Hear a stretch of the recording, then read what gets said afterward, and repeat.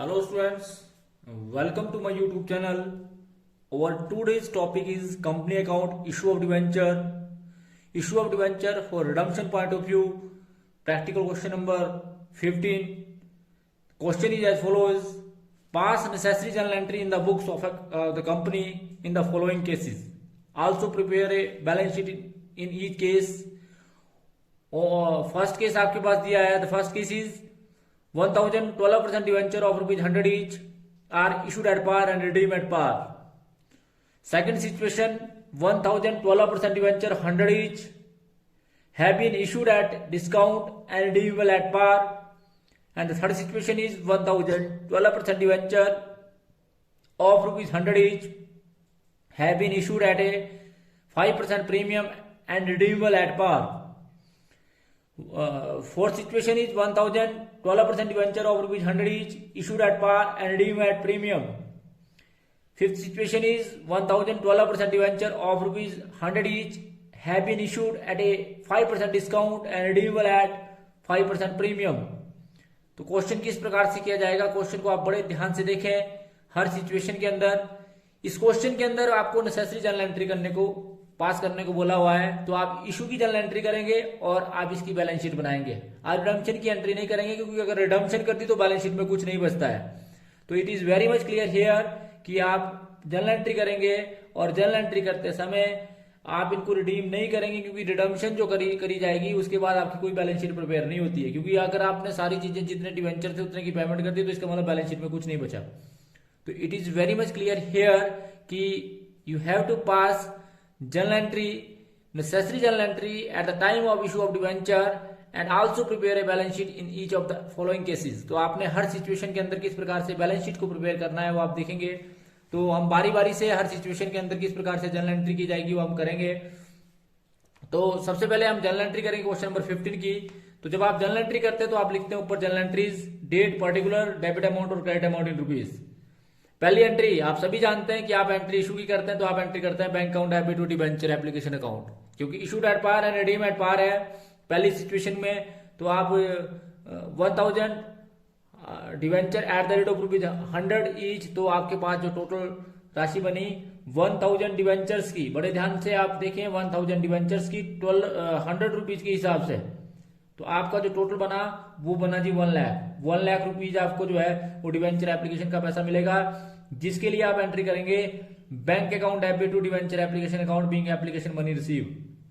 फिर अगली एंट्री करी जाएगी debenture application account debit to debenture account, जिसके लिए आप एंट्री करेंगे 1 लाख एंड 1 लाख. तो बड़े ध्यान से आपने पहले इशू की एंट्री करनी है, वो आपके लिए बड़ी सिंपल है. Being debenture redeem at par, आप डिबेंचर को रिडीम करेंगे एट पार और इशू भी आपने एट पार किए थे. उसके लिए फिर आप बैलेंस शीट बनाएंगे. बैलेंस शीट को बनाने से पहले आप सभी जानते हैं कि आपके पास अभी इसका नोट ऑफ अकाउंट भी आपको बताया जाएगा.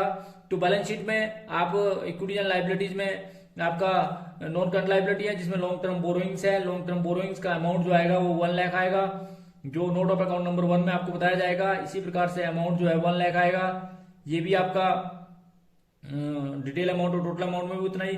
फिर आपके current asset, cash in hand, cash and cash equivalent, जो आपका कैश एट बैंक का बैलेंस है नोट ऑफ अकाउंट नंबर 2 में, वो भी आपका 1 लाख है. तो इस प्रकार से आपकी बैलेंस शीट प्रिपेयर की जाएगी सिचुएशन नंबर 1 में. इसका नोट ऑफ अकाउंट आपको बताते हैं, जो आपका नोट ऑफ अकाउंट नंबर 1 और नोट ऑफ अकाउंट नंबर 2 की जिसकी हम बात कर रहे हैं. तो नोट ऑफ अकाउंट नंबर 1 में आप देखेंगे कि आपके पास नोट ऑफ अकाउंट में लॉन्ग टर्म बोरोइंग्स हैं. लॉन्ग टर्म बोरोइंग्स में 1000 12% debenture eight the rate of rupees 100 each, that is 1 lakh और 1 लाख. इस प्रकार से इसको कैलकुलेट किया जाएगा, 1 lakh and 1 lakh. Cash and cash equivalent जो आपका आप सभी जानते हैं नोट ऑफ अकाउंट नंबर 2 है. कैश एट बैंक जो आपके पास 1 लाख दिया हुआ है, 1 लाख एंड 1 लाख. तो इस प्रकार से ये आपके पास फर्स्ट क्वेश्चन की जो है वो बैलेंस शीट थी. किस प्रकार से इसकी बैलेंस शीट करेंगे. अब अगली सिचुएशन आपके पास है कि आपने डिवेंचर जो है वो इशू किए थे एट पार और रिडीम इशूड एट किए थे एट डिस्काउंट एंड रिडीम किए थे एट पार.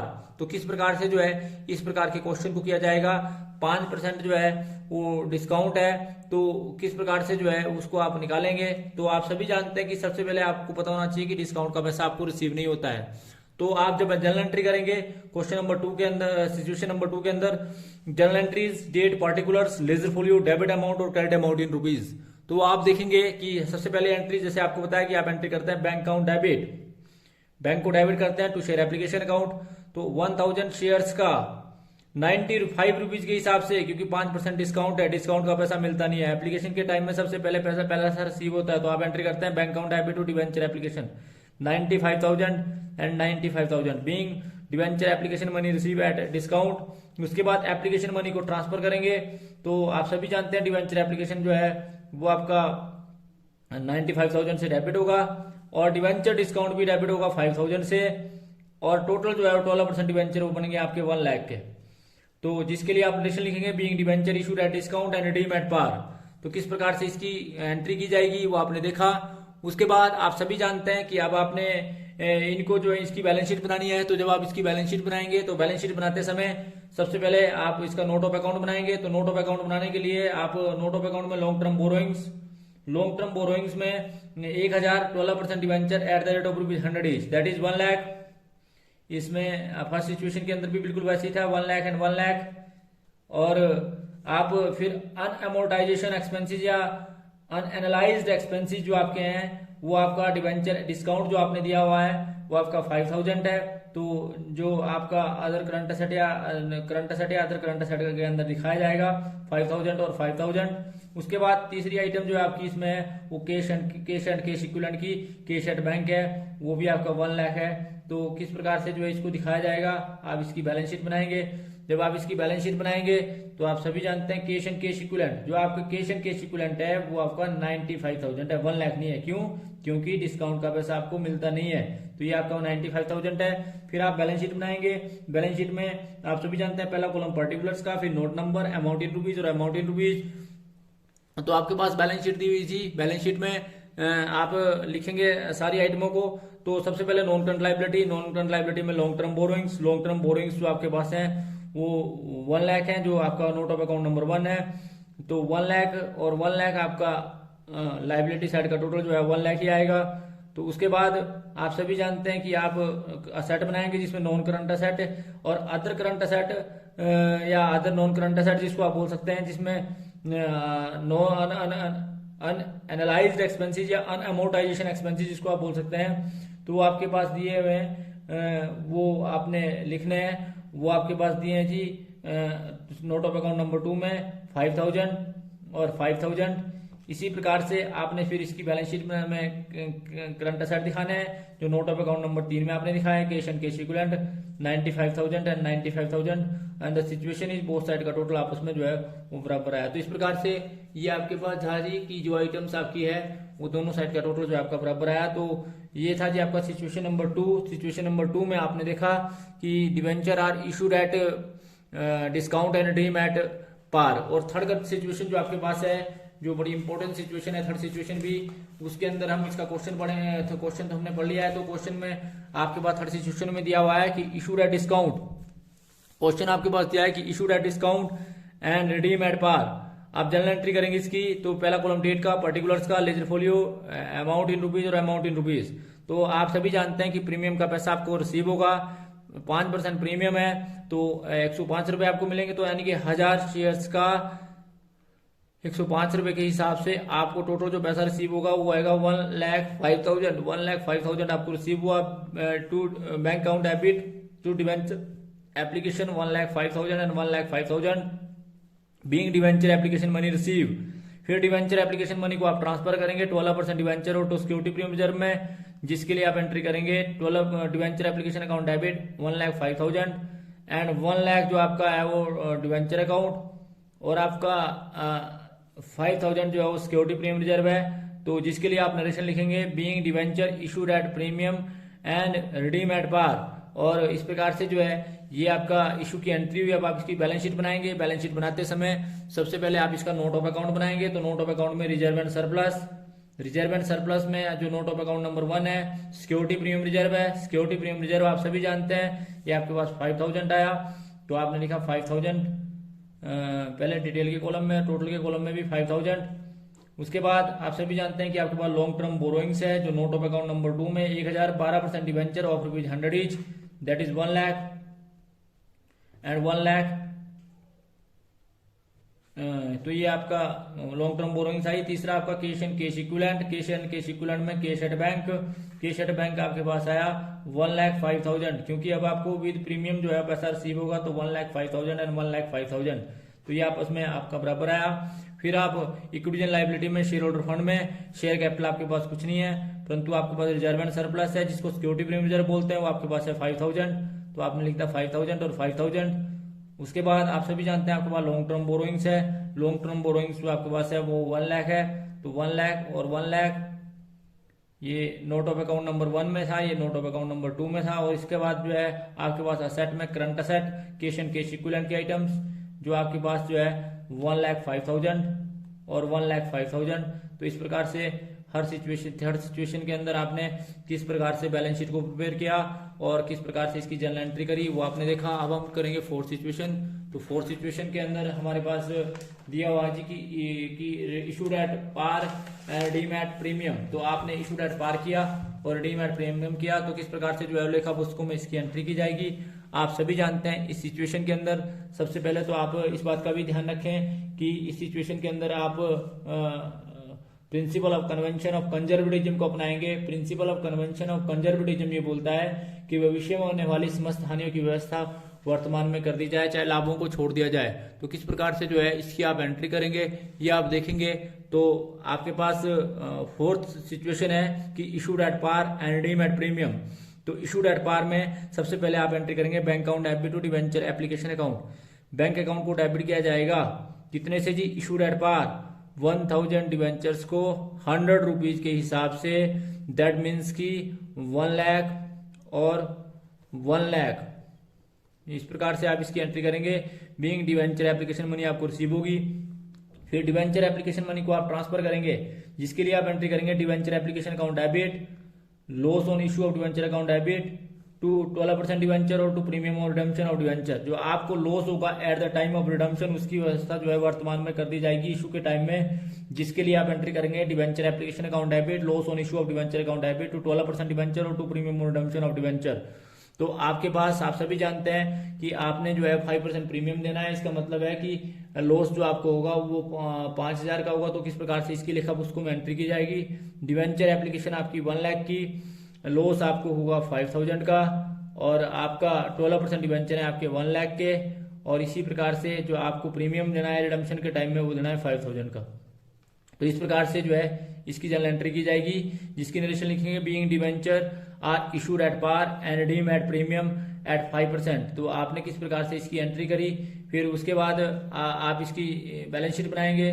बैलेंस शीट बनाने से पहले आप इसका नोट ऑफ अकाउंट बनाएंगे। तो नोट ऑफ अकाउंट में आप देखेंगे कि सबसे पहले आपके पास लॉन्ग टर्म बोरोइंग्स है। लॉन्ग टर्म बोरोइंग्स में 12%, 12% debenture of ₹100 each, that means की 1 लाख और 1 लाख हमारे पास जो है 1 लाख और 1 लाख जो है ये दिया हुआ है। तो किस प्रकार से जो है 1 लाख और 1 लाख। उसके बाद आप सभी जानते हैं कि आपके पास अदर लॉन्ग टर्म लायबिलिटी जिसमें प्रीमियम और रिडम्पशन ऑफ डिवेंचर आपने देना है वो आपका 5,000, जो नोट ऑफ अकाउंट नंबर 2 में 5,000 और 5,000 इसको भी आपने दिखाना है। उसके बाद अनएमोर्टाइजेशन एक्सपेंसेस या अनएनालाइज एक्सपेंसेस जो आपका loss on issue of debenture है वो that is situation number note of account number 3 में 5,000 और 5,000 ही आपको लॉस होगा। इसके बाद कैश एंड कैश इक्विवेलेंट, और कैश एंड कैश इक्विवेलेंट की आइटम आपकी आएगी 1 लाख और 1 लाख।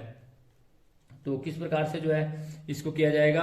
तो इसकी बैलेंस शीट बनाएंगे आप। बैलेंस शीट में note number, amount in rupees, amount in rupees, तो पर्टिकुलर्स जो अमाउंट इन रुपीज आपका और अमाउंट इन रुपीज आपका आएगा। तो सबसे इक्विटी एंड लायबिलिटी में नॉन करंट लायबिलिटी जिसमें लॉन्ग टर्म बोरोइंग्स है, जो नोट ऑफ अकाउंट नंबर 1 में है वो आपके पास 1 लाख है और 1 लाख, दोनों साइड का बराबर 1 लाख और 1 लाख। इसी प्रकार से अदर करंट लायबिलिटी में आपके अनअमोर्टाइजेशन एक्सपेंसेस जिसको आप बोल सकते हैं loan on issue of debenture, तो आपका वो 5,000 है और 5,000 इस प्रकार से आपने इसको दिखाया। उसके बाद असेट है आपके अदर करंट असेट और नॉन करंट असेट जो आपके पास है अनलाइज एक्सपेंसेस जिसको आप नोट ऑफ अकाउंट नंबर 3 बोलेंगे, तो ये आपके 5,000 और 5,000। उसके बाद आपके पास कैश एट बैंक है, current asset, cash and cash equivalent की आइटम, और वो आपके पास जो दी हुई है वो आपके पास दी हुई है जी 1 लाख और 1 lakh note of account number 4 में, तो 1 लाख और 1 लाख। तो इस प्रकार से जो है आपका बैलेंस शीट का टोटल जो आपस में मिला। तो ये आपका था situation number 4, when debenture are issued at par and redeem at premium. अब हम फिफ्थ सिचुएशन की बात करेंगे। फिफ्थ सिचुएशन में किस प्रकार से इसकी बैलेंस शीट बनाई जाएगी और किस प्रकार से इस क्वेश्चन को किया जाएगा।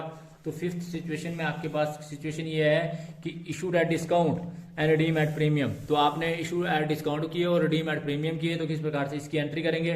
तो जनरल एंट्री करनी है आपने, पहला कॉलम डेट का, फिर पर्टिकुलर्स का, फिर ledger folio, debit amount in rupees और credit amount in rupees. Journal entry जब आप करेंगे, सिचुएशन आपके पास है कि आपने इशूड एट डिस्काउंट किया, रिडीम एट प्रीमियम किया। तो जब आप इशूड एट डिस्काउंट करेंगे और रिडीम एट प्रीमियम करेंगे तो किस प्रकार से जो इसकी लेखा पुस्तकों में एंट्री की जाएगी। सबसे पहले आपको डिवेंचर एप्लीकेशन का पैसा जो है वो डिस्काउंट काट कर मिलेगा। तो 1000 डिवेंचर्स का 95 रुपीज के हिसाब से टोटल जो आपको प्राप्त हुआ वो आया 95,000 और टू डिवेंचर एप्लीकेशन 95,000, जिसके लिए आप नरेशन लिखेंगे बीइंग एप्लीकेशन मनी रिसीव। फिर डिवेंचर एप्लीकेशन मनी को ट्रांसफर कर दिया जाएगा। डिवेंचर एप्लीकेशन आपकी है 95,000 की, आपका डिवेंचर है 1 लाख के, टू 12% डिवेंचर 1 लाख के, और आपने प्रीमियम देना है 5,000। इसका मतलब जो आपको नुकसान हुआ वो हुआ जी 10,000 का, क्योंकि 5,000 डिस्काउंट का और 5,000 आपने रिडम्पशन के टाइम में जो देना है, जिसके लिए आपने एंट्री करी डिवेंचर एप्लीकेशन अकाउंट डेबिट, क्योंकि debenture application account debit, loss on issue of debenture account debit to 12% debenture account और टू प्रीमियम और redemption of debenture account. Entry बिल्कुल फोर्थ सिचुएशन की तरह ही की जाएगी, परंतु अमाउंट का जो डिफरेंस आएगा, जैसे ये जो 10,000 लॉस आया, ये कैसे आया।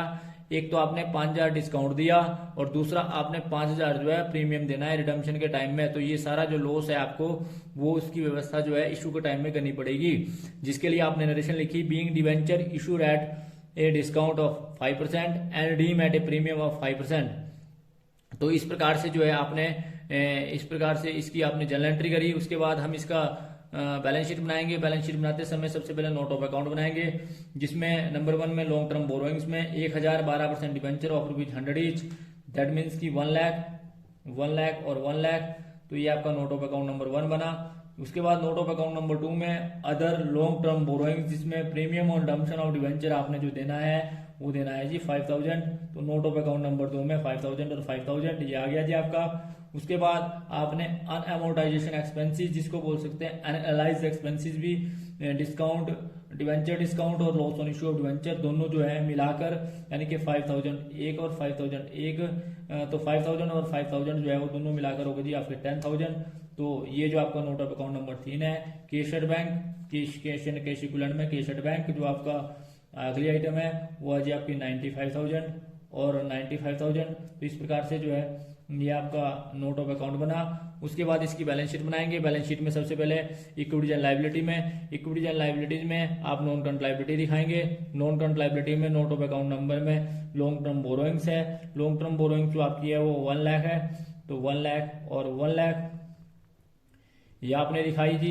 उसके बाद अदर लॉन्ग टर्म लायबिलिटीज में अनअमोर्टाइजेशन एक्सपेंसेस जो है, जिसको आप बोल सकते हैं कि प्रीमियम और रिडम्पशन ऑफ डिवेंचर जो आपने दिया 5,000, तो ये आपका नोट ऑफ अकाउंट नंबर 2 में बना।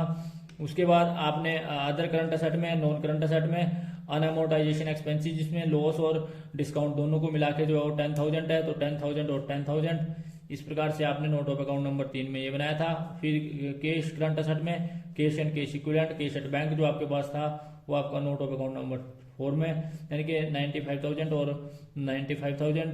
तो इस प्रकार से आपने चारों सिचुएशन के अंदर किस प्रकार से जो है क्वेश्चन को किया जाएगा। पहली सिचुएशन थी कि debenture are issued at par, redeem at par. दूसरी सिचुएशन आपके पास थी कि issued at discount and redeem at par. Third situation आपके पास थी issued at premium and redeem at par. And fourth situation आपके पास थी कि issued at par and redeem at premium. And fifth situation थी कि issued at discount and redeem at premium. तो किस प्रकार से जो है वो पांचों सिचुएशन के अंदर 5 के 5 केसेस के अंदर किस प्रकार से जो है इसकी बैलेंस शीट प्रिपेयर की जाएगी और किस प्रकार से इस अकाउंट को बनाया जाएगा, जर्नल एंट्री की जाएगी और किन किन बातों को आपने ध्यान में रखना, वो बड़ा डिटेल में मैंने इस क्वेश्चन के द्वारा आपको समझाया। तो thanks for watching the video. Please like, comment and subscribe my channel. Thank you.